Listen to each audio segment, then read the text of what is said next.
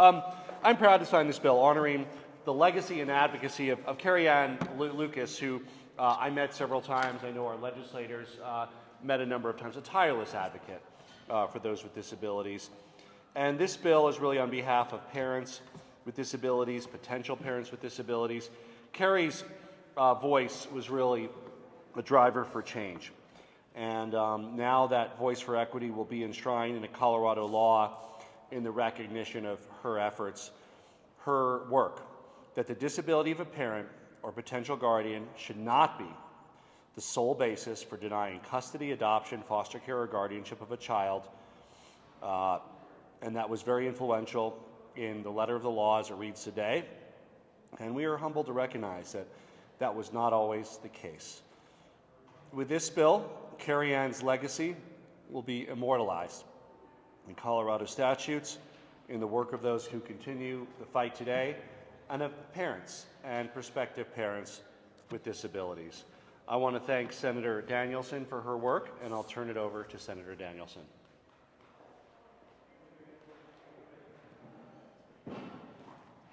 Thank you, Governor Polis, and I also want to thank my co-prime sponsors, Representative Young and Representative McLaughlin, for doing such a great job over in the House. And we're also joined today by Allison Butler, who will speak in a moment, and also Melissa Thompson in the Office of Respondent Parents Council. And I wanted to say a brief thank you to Ruchi Kapoor, who helped last year as well. But just briefly to add to what Governor Polis said, Carrie Ann Lucas was a fierce and effective advocate for people with disabilities, for parents with disabilities, for equality, for justice, and her legacy will live on for a very, very long time. So it was only right that we changed the name of the statute that she had such a huge part in, which was the parental rights for parents with disabilities. It was my absolute privilege and honor to work with Carrie Ann Lucas on that measure day in and day out that year to get it done. I'm forever grateful to her for that, but also for a lifetime of advocacy in the pursuit of justice. And so it's just one small token of appreciation that we can do as a legislature for Carrie Ann Lucas and to her family. So thank you for signing the bill today, Governor Polis, and thanks to all who supported it. Thank you, Senator Danielson. Representative Young. I'm so excited to be here today as we sign this bill. I knew Carrie Ann Lucas in our world of advocacy. She was an indomitable spirit. She just would fight and persist on, and as a result, the bill that resulted in this statute that we're renaming came to fruition. We need to think of renaming this statute as a beacon for us to remember that this has been very important work, but we have more important work to continue to do to make sure that all people can access a quality life no matter the challenges they face. And now I would like to introduce Allison Butler.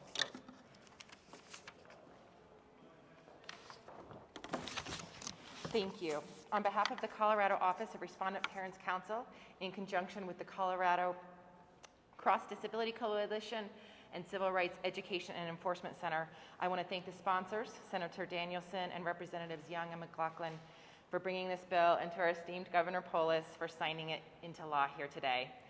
My name is Allison Butler, and my job title is the Carrie Ann Lucas Disability Advocacy Director at the ORPC. I had the distinct honor of carrying on the work that Carrie so fiercely began well more than a decade ago, up until her untimely and preventable death in 2019 when she worked at the ORPC. In her personal life and professional career, Carrie passionately fought for the rights of people, including specifically parents with disabilities. She had many amazing attributes, including loving music, the outdoors, cooking, and rebel-rousing, as many of you know. She also had several disabilities that significantly impacted her day-to-day life. She was a strong, intelligent, independent woman, but when she wanted to adopt her niece, who also had disabilities, she faced barriers and outright discrimination at every turn.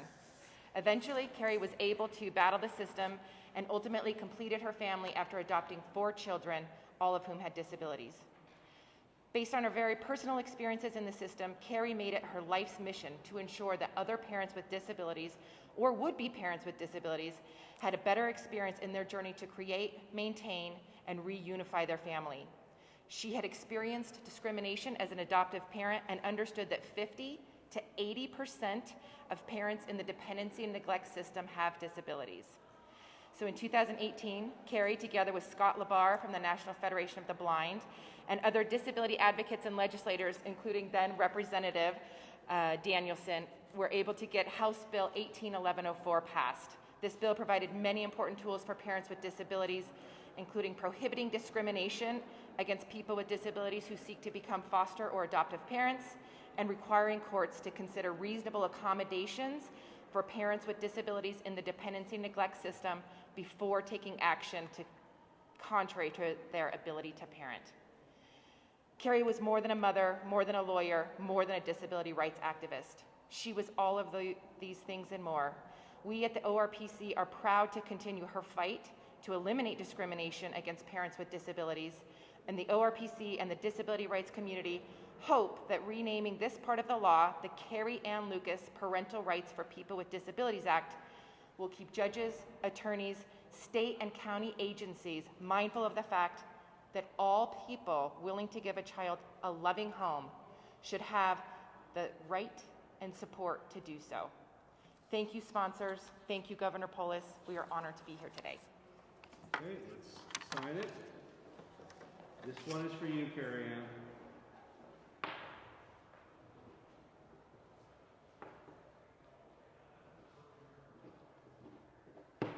Official. Congratulations. Thank you. Thank you. Congratulations.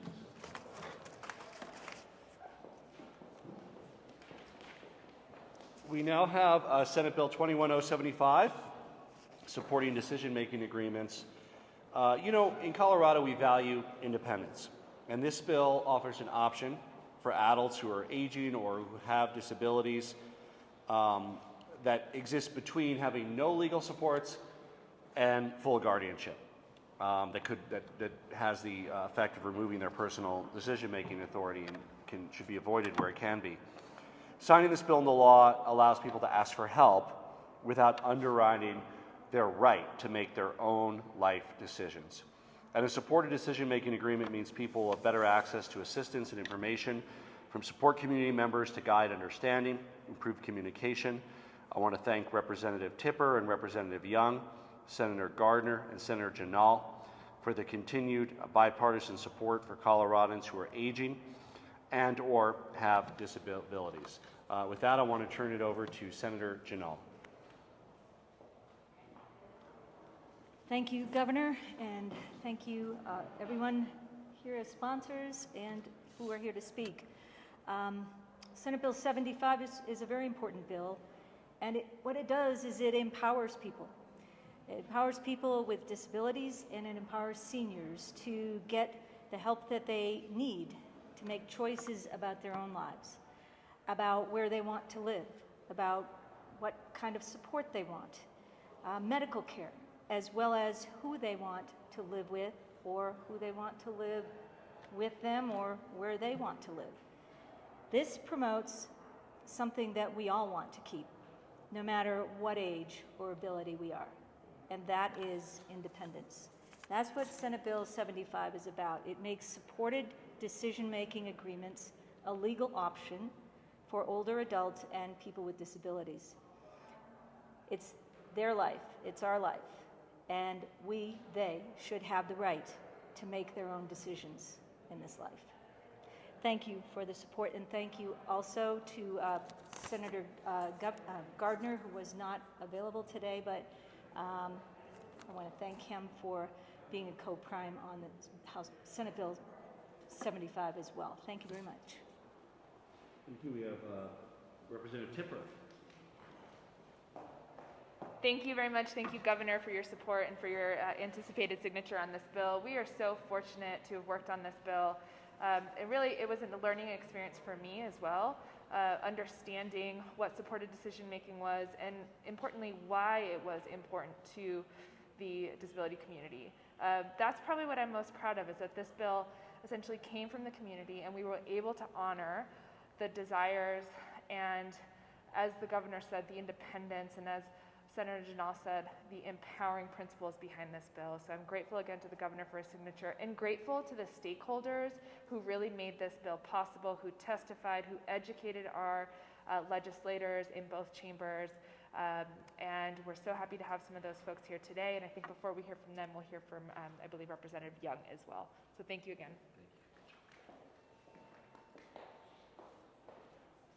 Thank you, Governor, for signing this bill, and thank you to the sponsors, my co-prime, Representative Tipper, and the sponsors in the Senate, Senator Janal and Gardner.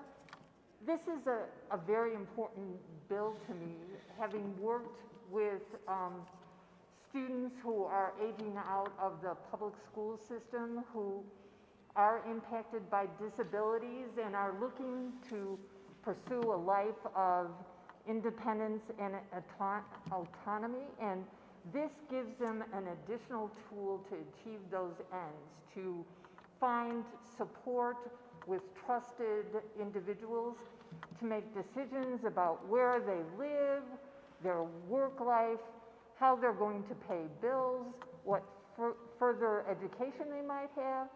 So that is the piece that was definitely close to my heart, and why I see this is so important. But it also does impact older adults who begin to face challenges maintaining their independence. So it is a very important bill, and I'm excited to see how it impacts the lives of those who choose to use this very important tool. Thank you, Governor. And next we have Cristiano Sosa from the ARC. Thank you, Governor Polis. Thank you, Representatives Tipper, Young, Senators Gardner, and Janal. We wouldn't be here today without your support and tireless efforts. By putting into statute, we can slow the school to guardianship pipeline for individuals with intellectual and developmental disabilities. It's a beautiful day for families across the state. We can now provide consistent, legal, least restrictive alternatives to guardianship for all people with disabilities. We look forward to the continued work on community integration. Thank you, Governor Polis, for your work, and thank you all for being here. Okay, if you'd like to gather around, we will make this officially the law of the state of Colorado.